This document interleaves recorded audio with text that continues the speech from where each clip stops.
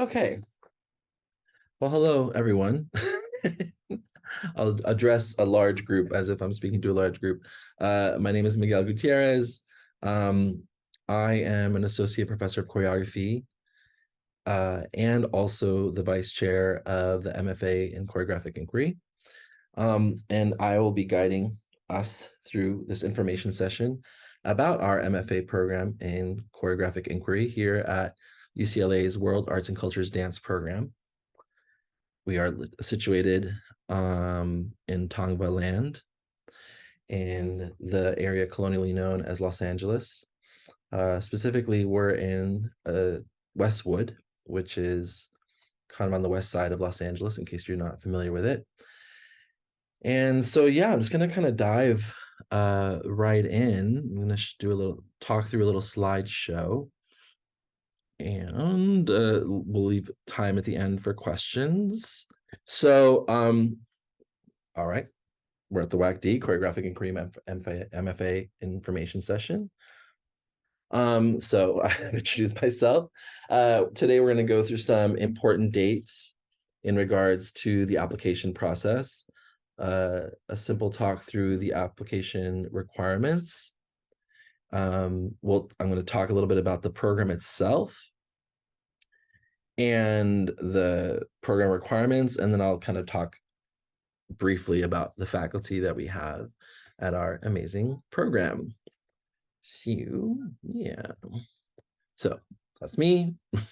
And then this is Ashley Pham, who's the academic advisor for the MFA program, the student affairs officer. Ashley is not with us today, but she is pretty much the resource for all things related to the program.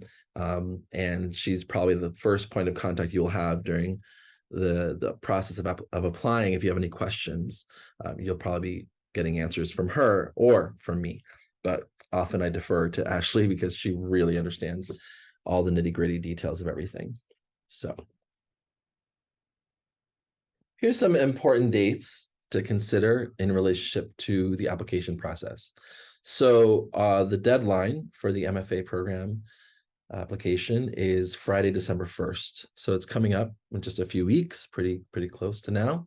So if you haven't already started your application, I highly recommend that you get it going because it's, significant. There's a significant amount of things you have to complete in the application. We basically tier the admissions process into two phases. We call them phase one, phase two. So phase one is where we look at all the applicants with a panel of faculty members. We do all our own admissions in the department. That's true for undergrad and grad. And then by the end of December, we sort of narrow the pool down from the applicants to a slightly smaller pool. And you will find out if you're moving on to phase two by the end of December. I believe you'll also find out if you're not moving on to phase two. I think they send out a letter. And then by early January, for those who are invited to phase two, you're asked to submit one more video submission. And I'll talk a little bit about that in a minute. And then you will also do a Zoom interview with the MFA faculty on Friday, January 19th. And those are very short interviews. Those are 15-minute long interviews just to get a sense of you and of your research and why you want to come to UCLA. So it's not a super long and involved interview process. What's not on here is kind of the notification of admission. It's a little bit of a complicated process, which is why we don't put a date down, but basically we recommend students for admission, and then that goes to the Division of Graduate Education that puts out the official letter, and that also puts out the funding information. So I can't say by X date you will know, because of reasons that are too complicated to get into now. It's sometimes an involved process to find out how many students we actually can admit based on all kinds of different sorts of inner workings of the department. But usually we're letting people know, starting at least in February, but it can go all the way through May sometimes. moving along. So here are the application requirements for our program. Well, actually, first, basically, you have to apply to UCLA proper, right? So you're applying to UCLA graduate education, and you're also applying to our department. So there's, a whole website you can find, just, UCLA graduate admissions, that details all this stuff. But what you're asked to write is a statement of purpose, why you want to go to graduate school, what's interesting to you about doing it right now, also why you want to do it at UCLA specifically. Then you'll also be asked to write a personal statement. And this is particularly important if you qualify for one of the fellowships that is available. For example, we have something called the Graduate, GOFP, of course, Graduate Opportunity Fellowship. And that is if you qualify for one of the sort of markers of diversity that the school is looking for, you can apply for that. And in this statement, you would sort of be making your case for why you should be considered for the Graduate Opportunity Fellowship, or GOFP, I believe it's called. It's a weird name. And then here are the criteria for admission. So you want to have a bachelor's degree from a regionally accredited institution, comparable in standard and content to a bachelor's degree from the University of California. So through the regular process, you have to have pretty much a B average or better GPA to get into the school. So, or, like it says here, it's equivalent if the letter grade system is not used. So if you're an international student applying, where you're post-secondary education, your university, your college education, as we call it college in the United States, right? The first 4 years of higher education. If it's completed outside of the US, you're expected to hold a degree representing completion of at least 4 years of study with above average, very good scholarship from a university or a university level institution.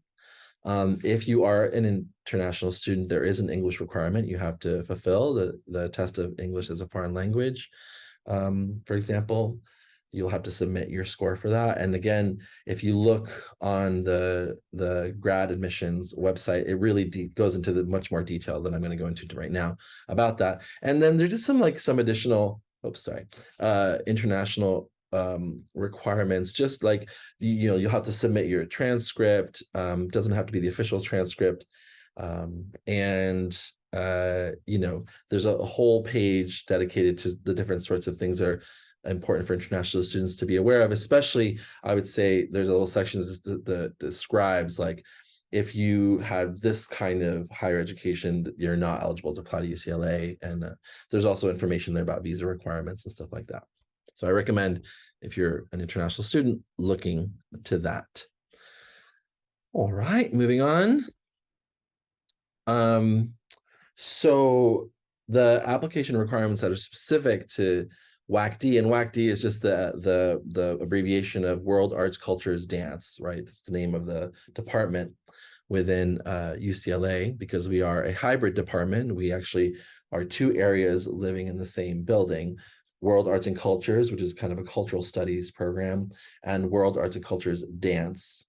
So we both areas exist in this building as World Arts and Cultures Dance. So during phase one, you will be asked to write this called the Statement on Choreographic Inquiry, right? So this is an addition to the statement of purpose, in addition to the personal statement that you wrote for getting into grad school at UCLA. And it'll be uploaded in the supplemental document section of the application. And this is where you get to tell us what you want to do in the MFA program, right? So in the statement of purpose, you're kind of saying, like, why graduate school. For this, you're really saying why a dance MFA and why an MFA in choreographic inquiry, right? So this MFA is focused on those folks who want to be choreographers in whatever version of that, whatever that means to you, right? So you have to kind of make your case for what you want to do here. So if you're here just because you want to keep dancing, that's not really what the program is, right? It's about those who want to make work.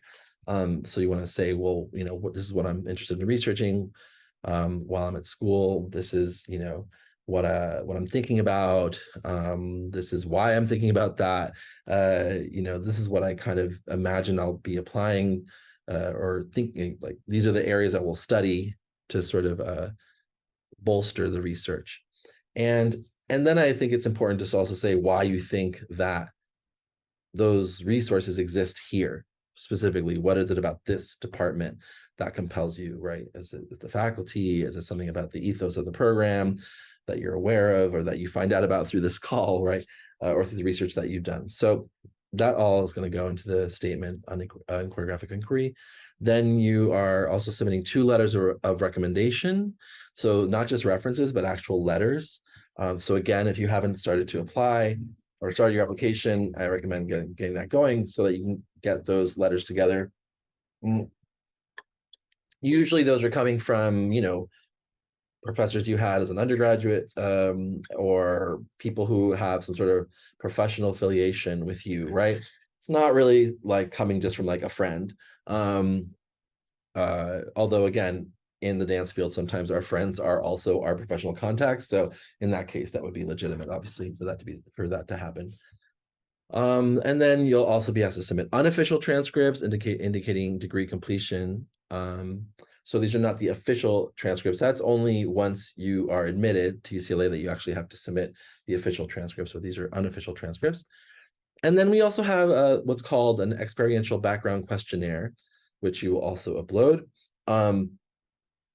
There's a bunch of like questions, and I can go through that questionnaire briefly.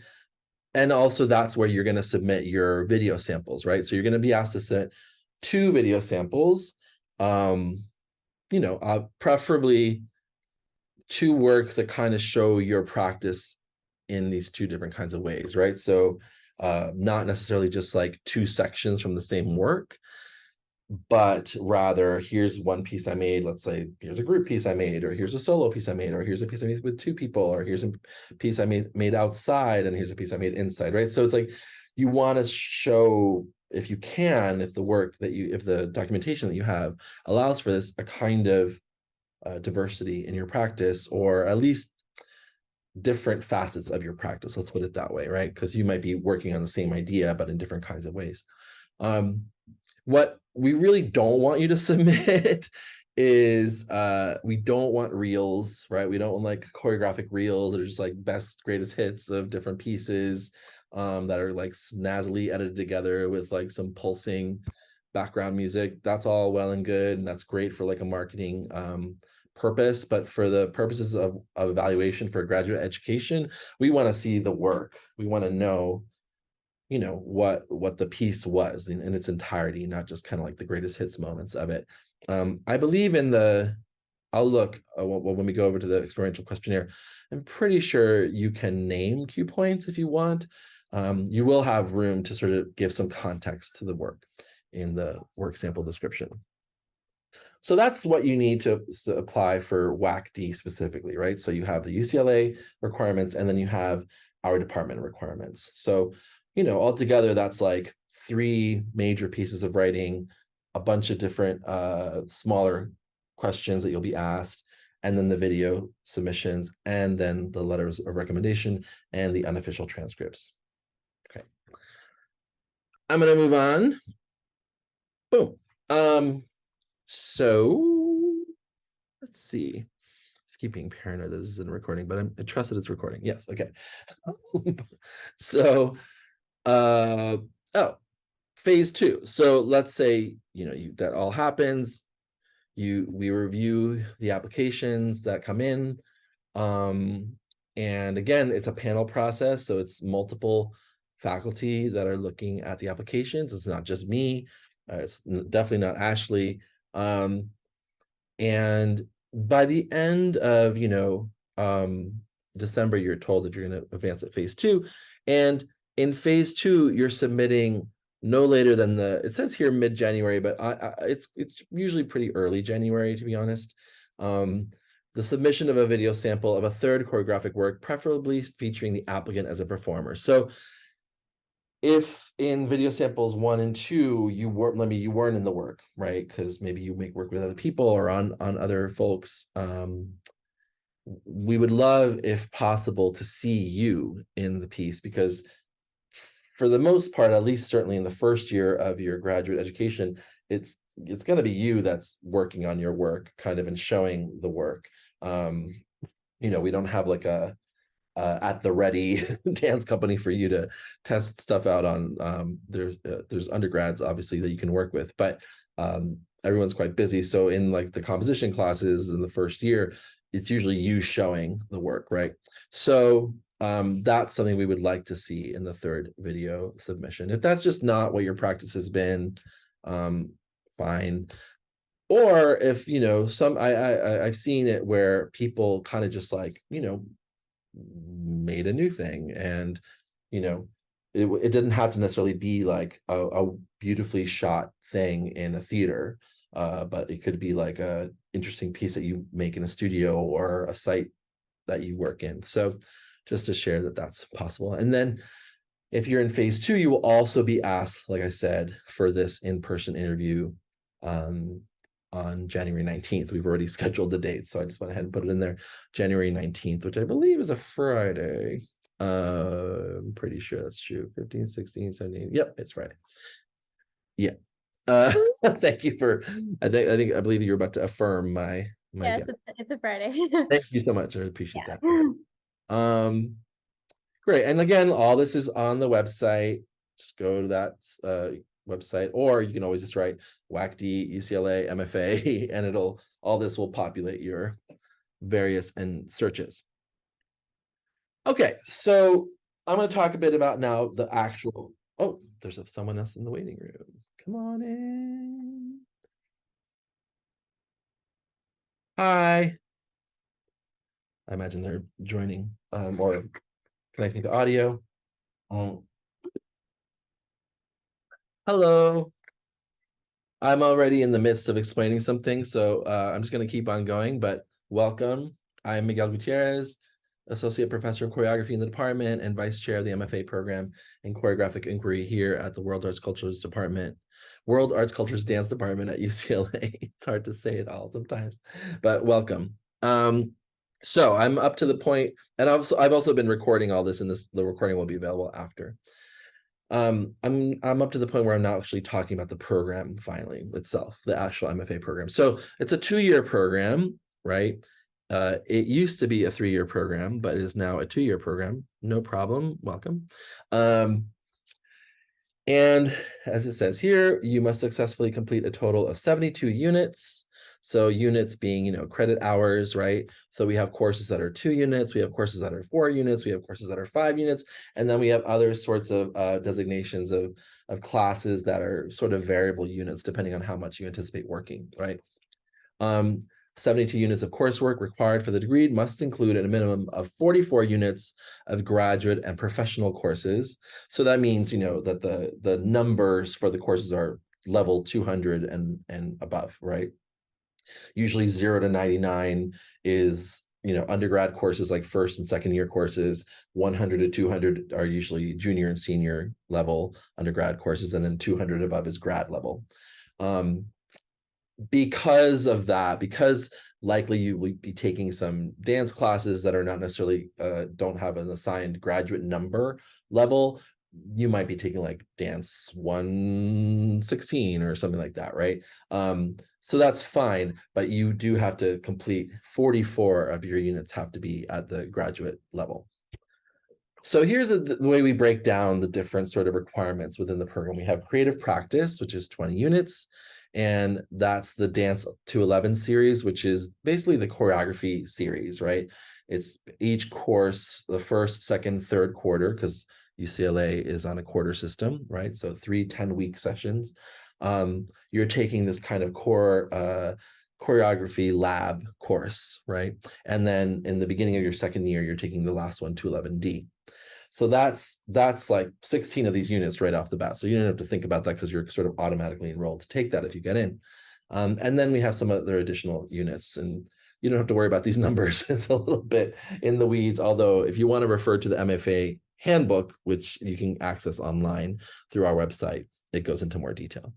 Then there's the theoretical critical studies seminars. So one of the, I think, kind of extraordinary things about our department is that we have some really amazing dance studies scholars. And it's one of the first departments that even had a critical dance studies component to the curriculum at all. So that's a very strong presence in our program. And so there's courses that you can take that speak to that, like theories of performance is one, for example, or politics and performance, right? So there's 12 unit requirement there. You can also fulfill 4 of those units by taking a theoretical course or kind of critical studies course outside of the department, as long as it relates to your research, right? So if you're doing something about some specific sort of historical moment, right? And we don't offer something in that kind of historical moment in our department, there might be a grad level course in a different department that would be perfect for you to apply to this particular requirement. Then we have what we call production practicum experience, 12 units. So every 2 years, we have something called the Production Arts Seminar. I'm leading that course right now, actually. It's a class in essentially arts administrative concerns, like, creating budgets, proposals, writing grants. That's a required course for the grads, but it's only offered every 2 years. So that falls under here. But then there's also things like, being the production assistant for someone else's capstone. We have a capstone model for sort of a completion, right? This like thesis experience, we call it a capstone. So that's a way that you might fulfill some of those credits. And then there's some other options as well. And then we have a large number of required units under the category of electives, right? So these will be often the dance classes that you're taking. People generally try to take at least one dance class, if not more, per quarter. But there's also sometimes somatic courses that are offered. Last year I taught the Feldenkrais method, because that's a sort of body-mind education system that I'm trained to teach. But we also have like Skinner releasing. Sometimes we have Alexander technique. Sometimes it's more like kinesiology or anatomy type courses. So that would fall under this. We also have the opportunity for you to study, do sort of like individual study or even fieldwork study if you're doing something that's related to a community outreach kind of project of some kind, or there's some sort of artist in the field in Los Angeles that you want to spend time with and work with. Again, in conversation with Ashley, the academic advisor, you would construct a way of creating that as a kind of course and then get some credit for it. And again, all the requirements are listed on the website. So hopefully I know I'm throwing just like a lot out. The main thing being we have these kind of 4 main sections of required areas that you have to fulfill for the grad degree in 2 years. Ideally in 2 years. It's normative time that you'll do it in 6 quarters, right? But sometimes people take up to 9 quarters to complete their grad degree. Okay, moving on. Oh, we'll go back. So this is kind of like a very, very, very basic map of the 2 years in relationship to the requirements of the program, because aside from just the units, there are some kind of benchmarks along the way that you have to fulfill. So in the fall of your first year, you'll be getting a research paper, which is going to be like 25 to 35 pages long, and that's about some sort of topic related to your area of research, right? You begin working on that into 11A in your choreography course. And then in the winter of your first year, you're finishing that off, usually in consultation with your advisor. I didn't mention that everyone gets an advisor when they come into the program, somebody on the MFA faculty who you work with throughout your throughout the movement, your movement through the degree process. And then in the spring, at the end of the first year, you'll have a showing of your work. That's an informal showing, but the MFA faculty are all there. And this is also going to be a time when it says here, you're considering your capstone, what kind of capstone you're going to do. I'm going to explain that in a moment because we have two ways you can fulfill your capstone project. Then in the beginning of your second year, you're putting together your written proposal for your capstone.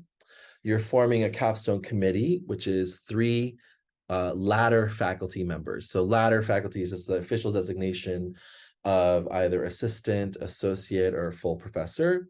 And 2 of those people are from the department, and the third can be from outside the department. And then you can actually have more people on your committee if you'd like, and they don't even have to be directly associated with UCLA, but the first 3 people have to be ladder faculty, and 2 of them have to be from the department.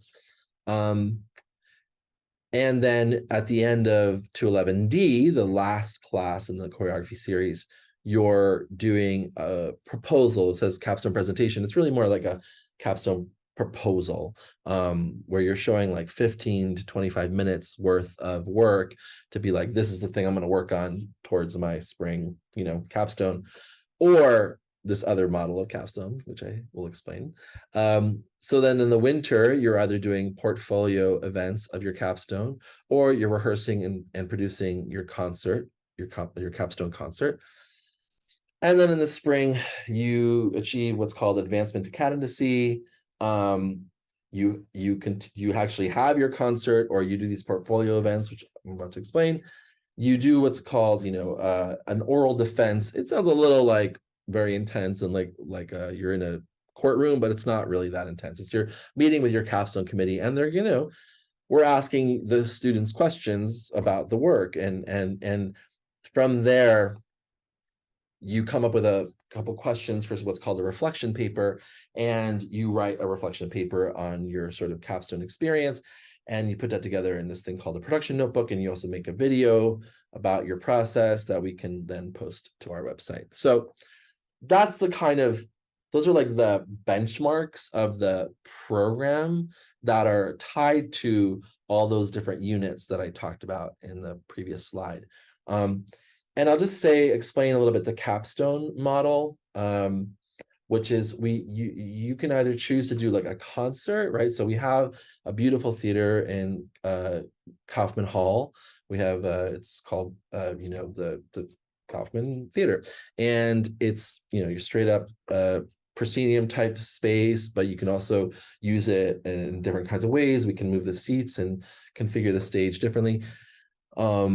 We have a smaller kind of black box room, and so those are available to you if you want to kind of do a straight up like a 2-night show of a piece that is of significant length, right? Like 40 plus minutes or something.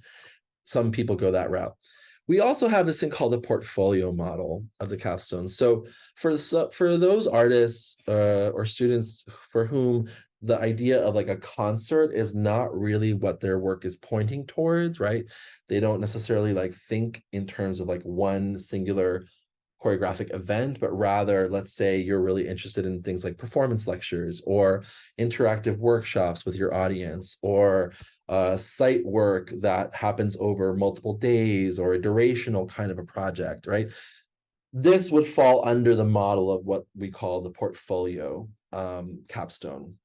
And so in that case, you're sort of proposing what all these events are going to be.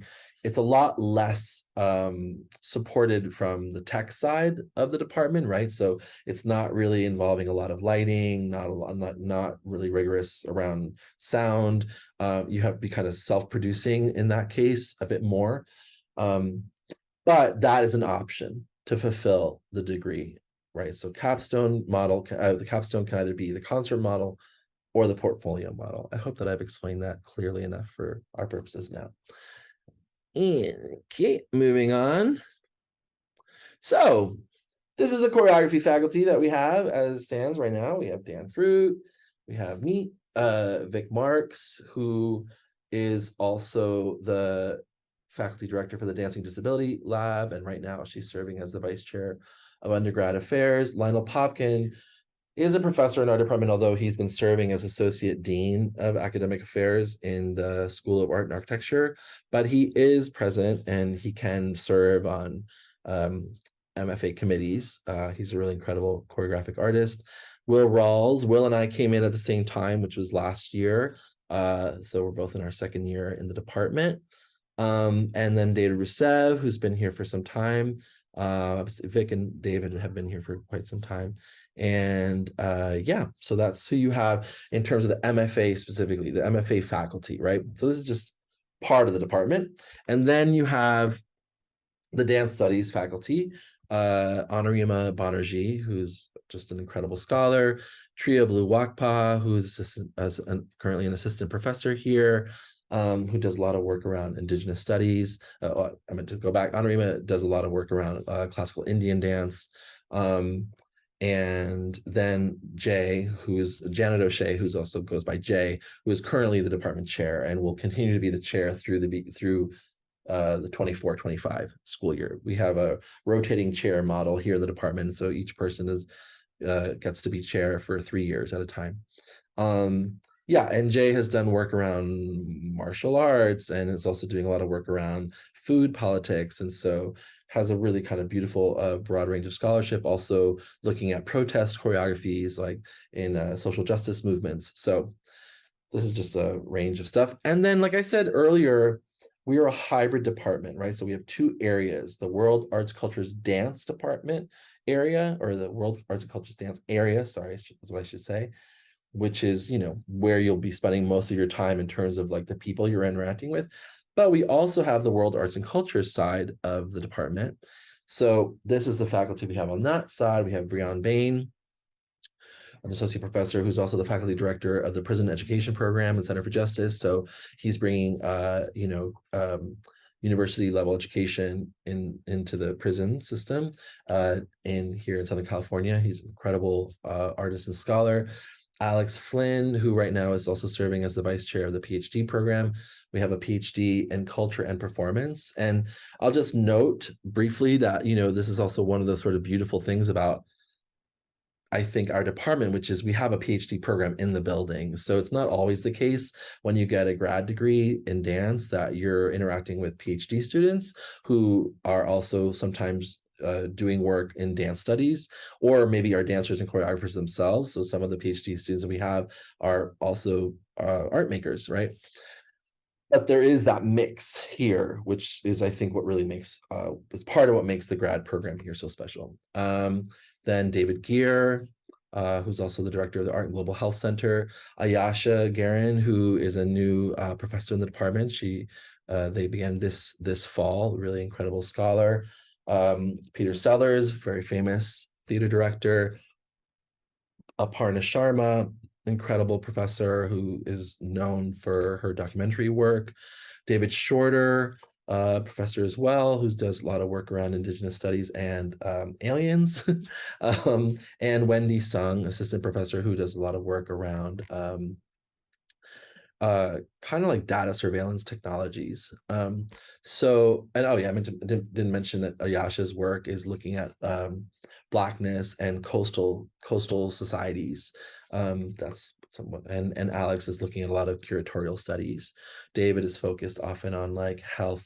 He's done a lot of work around AIDS and activism specifically. So those are the people that you potentially have access to in this department. Again, you have a lot of courses that you have to fulfill within the WACD side of the department, right? But sometimes you can slot in a course that's taught by one of these amazing scholars. Or you could also ask them to serve on your committee, right? So you can have an interaction with them in that capacity as well. So I'm going to stop. Oh no, I wanted to just briefly move over to the experiential questionnaire. Sorry. So are you seeing the Word doc? Hopefully, yes. Yes. Thank you. Thank you, Melanie, for being my confirmation guide. So yeah, so it's just, these are some of the extra questions you'll be filling out. So again, statement of purpose, personal statement for UCLA, choreographic statement for WACD for grad, and then these questions. So some questions in your relationship to dance technique, choreography, dance studies, your production experience, other experience, community outreach experience, more other experience. It's a very basic question, how you heard about us. And then here's the area where it talks about the video sample, right? So, you provide the link, you provide the password. Oh, okay. So it doesn't specifically say cue point, but if you want to just name like, begin at minute 5 or something like that, right? Just as a thing for you to know, like, we'll look at the video, of course, but we're not necessarily going to look at 20 minutes of it, right? We're going to look at a short amount of it. So you want to really put your best foot forward with the video submission. You want to kind of give us a guide to look at the part of the work that is most important for you to see. And then, you have these 150 words to also give some context. What was the work about for you? What were you thinking about? Where was it presented? Any of the major collaborators that you want to have, that you want to name or can name, given the word count limit, right? That would go there. And just make sure that you provide passwords if it's a password protected video sample. And as I said before, and it's repeated here, aim for minimal video editing and post-production effects, right? Now, exactly, if you're making screen dance, right, if you're making work that's specifically meant to live on or be viewed via the screen, then in that case, of course, you'll be editing, of course, you'll be doing things to the image, and that would make perfect sense. But I'm saying if it's a stage work or a site work or something that you intended to present in real time, then that's something you don't want to be getting all like fast edits and choppy with, right? Or adding stuff in post, although I don't know that I've ever seen anybody do that, but we're probably getting closer and closer to the day where people are going to turn their dance documentation into a Marvel movie. Yeah, I think that's pretty much it there. Yeah, here's just the information about phase 2, which I've already gone through. So, woo, there's a lot there. I'm gonna stop sharing. I know it's just a couple of you, but I would like to leave some time open here in case you have questions, and maybe your questions will spark other potential questions that I can answer for anybody who's viewing this after the fact. So the floor is open for you to ask me something. Hi, wait, can you hear me okay? I'm in my car, so I'm not sure. I can totally hear you. Okay, perfect. So I had a question about the video samples. So it Yeah, talks about preferring that you're not a performer in them. I just wanted to know like how much that like affects the because the videos that I'm thinking about submitting, I am in them. So I just want to know if that would it's like fine. negatively affect it. It's fine. It's totally fine. Okay. Yeah, people have, Okay. I mean, I feel a little bit that might be a vestige of a kind of an older model where people were like always making work with other dancers, but I know, and as many people know, it's like making work now. It's sometimes it's like you're the only person who you can Yeah. afford in your work. So Yeah. now I would not really count it as a strike. I think part of it is just to sort of like encourage you to think about the fact that you may want to be working with other people, and sometimes there's a thing that we can kind of assess and see from group work that it might be a little bit different than looking just at solos, for example. Right. So but I wouldn't, you're not going to run out and make another piece between now and the application deadline. It's fine. Okay. Yeah, Okay. thank Solid. you for asking. Yeah, I have a handful of questions. wonderful. Yay. That's what I'm. Yay. What are the performance and like choreographic showing Yeah, opportunities like? Is it just the question. overall capstone? Okay. Capstone, yeah. All right, so the main one really is that for the grads, right? So the undergrads have a couple different possibilities. Actually, that's not true. The grads do as well. Sorry. We do have a faculty concert that right now is held in the spring quarter. I wasn't teaching in last year's spring quarter, and I won't be teaching in this year's spring quarter either, so I wasn't here for it. But that's often a situation where you can perform in someone else's work. it may also be the case that you perform, like as a first year grad, you might perform in a second year grad's piece, right? For their capstone, that can happen. And you're more than welcome to like be like, if you want to like create an informal showing at any point in your process while you're here, there's the space to do so, and ways of doing it. But in terms of what the formal sort of presentation options are for performing, it's really like the capstone, the faculty concert, because the undergrads have something called Wax Smash, but that's a really specific to the undergrad performers. I have started this new series this year called Casual Friday, which is one Friday a month.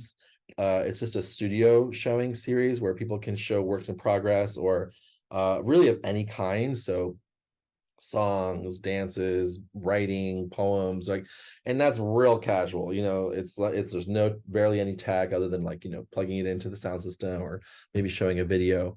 But it has been really great actually so far. We've just a couple of them. We'll have a third one in a few weeks. It's a new, partly because some students were like, oh, we want to perform more, and I was like, great, well, here's a way you can do it in a way that's not like a really high stakes scenario, right? So it's not really a public event, it's more kind of in the department or in the school, but that's another way that people are performing. And then, like I said, usually at the end of each 211 class, definitely at the end of 211C and definitely at the end of 211D, there are these showings that are more geared towards the faculty to see the progression of your work.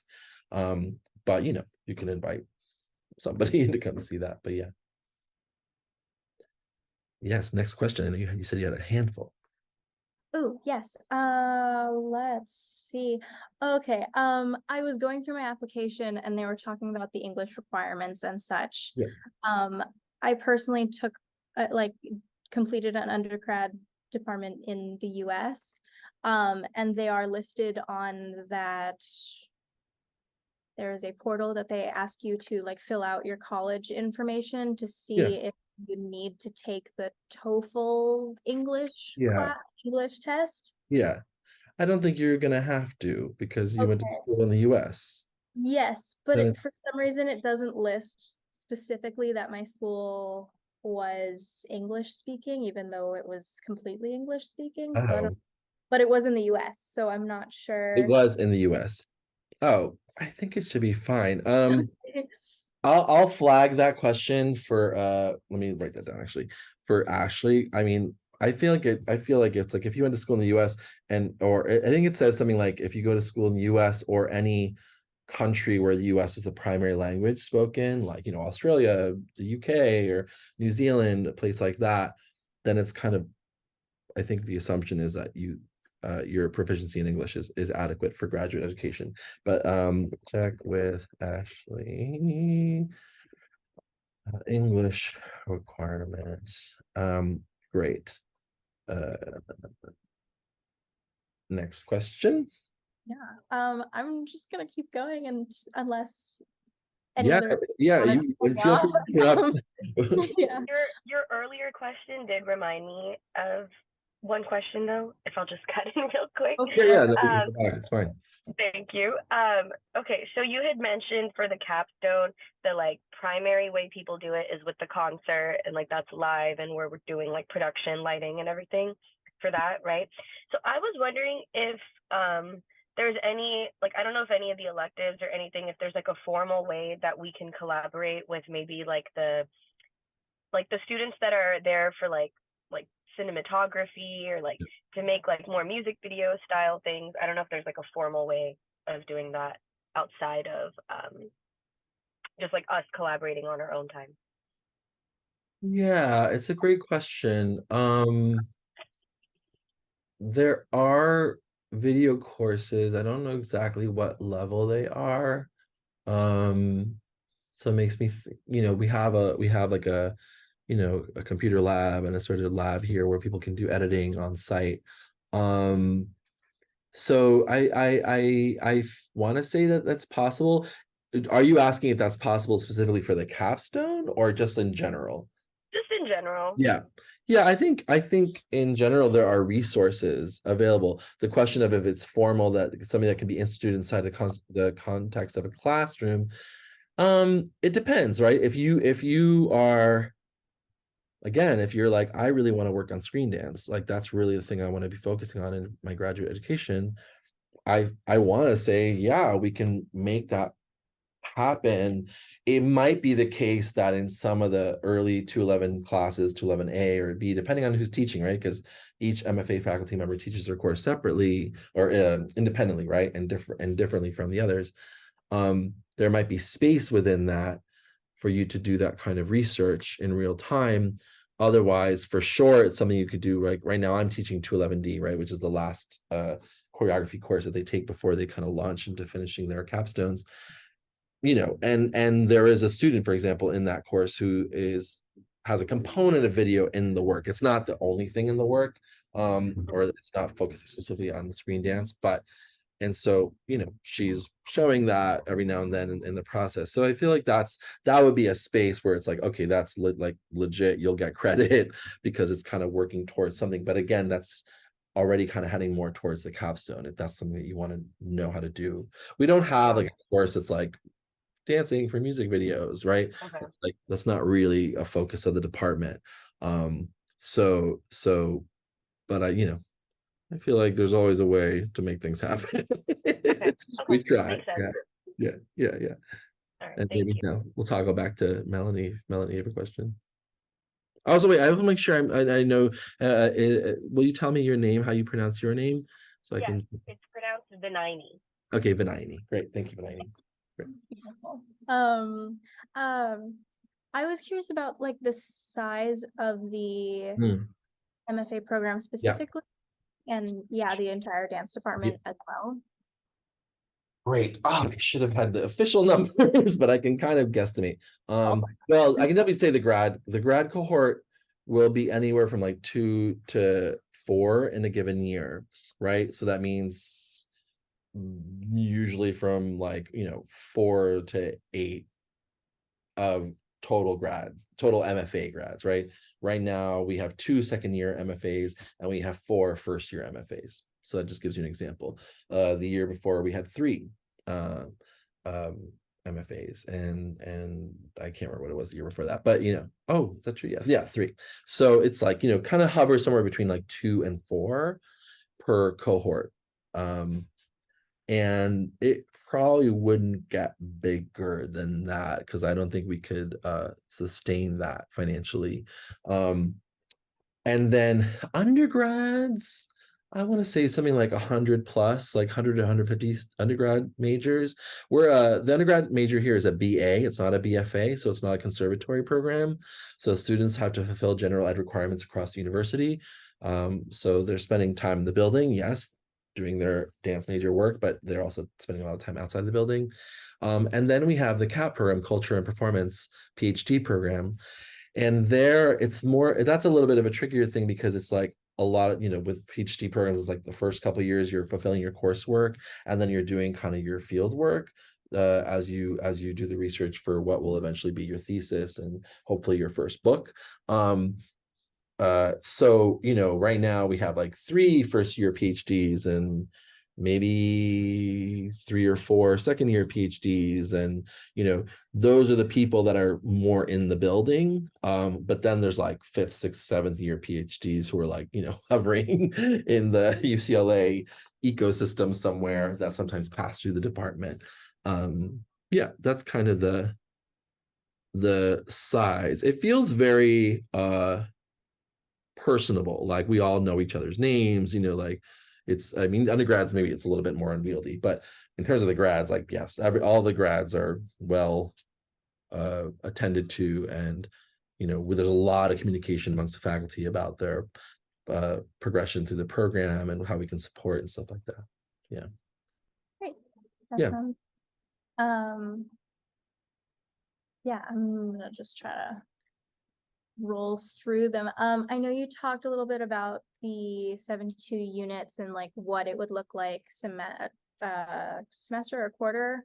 Quarter by quarter. Yeah, quarter by quarter. What, like, is there kind of an outline of a day-to-day schedule or week-to-week schedule? So in the MFA handbook, which you can download from the website, there's a table that's a little bit more like fleshed out of the kind of small table that you saw in the slideshow. And that, again, it's a way you can do it. I mean, there's some courses you have to take, right? There's the 211 courses you have to take. C243, the production arts seminar class, it's like arts admin oriented. You have to take that when it's offered every 2 years in the fall. If you are going to be working as a teaching assistant as part of your funding package, then you have to take this one class. It's about learning how to be a teaching assistant, right? Which is usually taught by a PhD student. Then you know, then there's like other stuff, right? It's like, okay, when am I going to take my theory courses? When am I going to fulfill my electives? Oh, wait, there's this class being taught in this other department I really want to take, and I can fit it in here. You know, like, you know, you can, it's some, you know, it's like anything in school. It's like a little bit of a Rubik's Cube to make the schedule fit. You know, all the faculty are artists. All the latter faculty are artists, and the MFA choreography faculty is what I'm saying. So, you know, we are often doing work outside of UCLA, which means that sometimes there's quarters where we're not teaching, or people take sabbaticals, usually just for like a quarter. Also, that what that means is, like, you know, we don't have a fixed time when a course always happens. I can't tell you, well, the choreography courses are always going to be at X time, because it's kind of dependent on who's teaching that quarter and what makes sense for their work. But yeah, something that you know, that's part of the process of being a grad student here, is like figuring out, how do I fulfill all my things? And you know, you're tracking it, and you're in conversation with Ashley as you go through, who's also kind of tracking it with you to say, okay, am I on track to graduate on time? You know, and we'll know, right? We'll know within a few quarters, like, okay, you really got to like up the elective count, or you got to really make sure you get those theory courses in, because once you're working on your capstone, like, you don't want to be taking like super intense reading courses, right? You want to kind of have gotten that out of the way so you can really be in rehearsal and focus on your work. So yeah, that's also why you have an advisor when you come in, because they can hopefully we're giving our students good advice about how to do that. Yeah, awesome. Yeah, I was just kind of more like considering, like, if it were a full-time, you know, 2 years, nothing else is going on, you're just in classes and classes and classes. Yeah. That kind of seems a little bit more open for negotiation for planning out your schedule. Yeah, I mean, you know, part of what, and I'm not going to go too deep into funding, because I can't really, like, I can tell you how the program gets funded, but I can't tell you what you would get funding wise if you were to get in.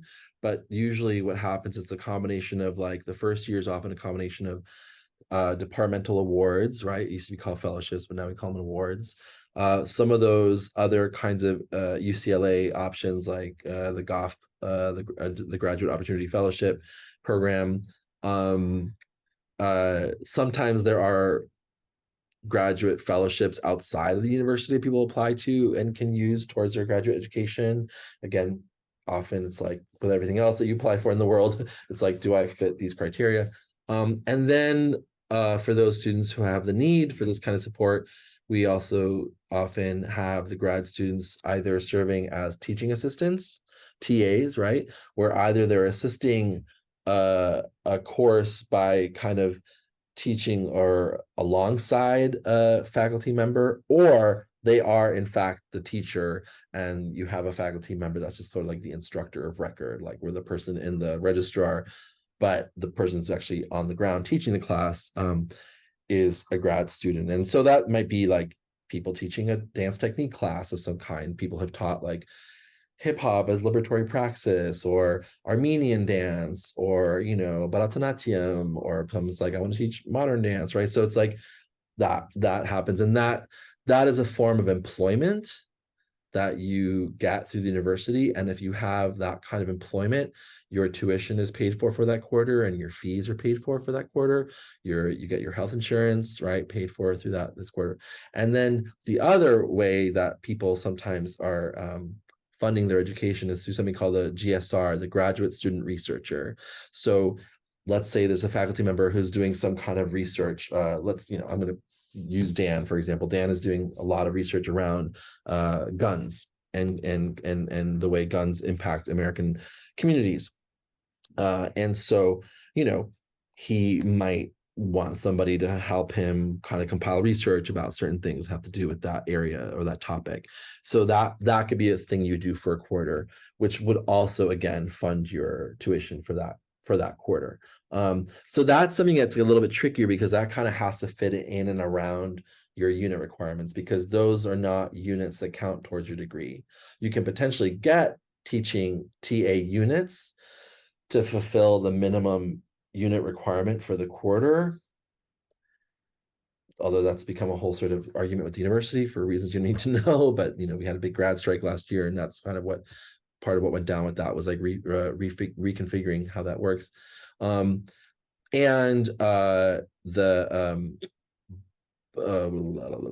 you don't have to. Like, you could be a teaching assistant and you don't have to take it for credit. You could just be doing it because you need the money, right? So that's kind of how that goes.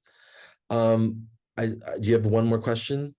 I can briefly answer, because we're at time and I actually have to go to a faculty meeting, because that's my life. I think you've covered everything on my end. Okay. Do you have any outstanding questions? I guess I was just wondering a little bit about the letters of recommendation. Oh, yeah. Like how heavily they're weighted, in the sense that, like, Mm. I'm not bringing any from like a college professor, but they're from like my dance instructors and stuff. If that's like, Well, I think if somebody can speak to kind of like your character, and also if they can speak to your work, if you've made choreographic work that they've seen, that's what I recommend gets put into those letters. I think maybe I said this, I can't remember if I said this before you joined the meeting, but what I don't think is good if it's just like my roommate, like, they're awesome, like you should like them, it's like, okay, that's cool, but like, it's like we have great dinners. Like, it wants to be someone who kind of is talking more towards like, what they think of your character, what they think of your work, and also, do they see you succeeding in a graduate school environment, right? Like, are you at the right moment? Is this the right fit for you in your life? I'm trying to think about last year's admission process. Yeah, definitely the letters. Like, I don't know that any one letter like tipped the scales in a direction. I'm perfectly honest. Like, if we're excited about your work, then we're kind of just excited about your work, right? And unless someone's like in a letter being like, do not take that, or like they will set the building on fire, or they are besieged by demons, then we might be like, okay, this is kind of a scary, but chances are that's not really what's happening. It just might be like one letter seems really enthusiastic and another letter is kind of like, we like them, and that's it. And you're like, yeah. oh, that's kind of how it goes with these kind of letters sometimes. I feel like we're really looking at the work, we're reading those statements. That's really where we're getting the, Okay. If someone's like, I'm really interested in making work about, red, but everything they show us is green, then we're a little like, how are they, if they say like, I want to be working on green while I'm in grad school, then it's like, okay. Or, you know what I'm saying? Or like, if we can build an argument for why the thing you're showing is related to the thing that you're interested in doing here, then I feel like that's strong enough kind of for us to be like intrigued. Yeah. Okay. Thank you. No problem. All right, I'm gonna cut us off because I need to run, but thank you so much for joining, and good luck to you in your application process. And if you have more further questions, you can always reach out to Ashley or me if Ashley's not available. But yeah, and I hope that you got the information you needed. And for anybody else who's watching this as a recording, good luck and look forward to reading applications. Okay. Thank you. Bye. Thank you so much. Yeah.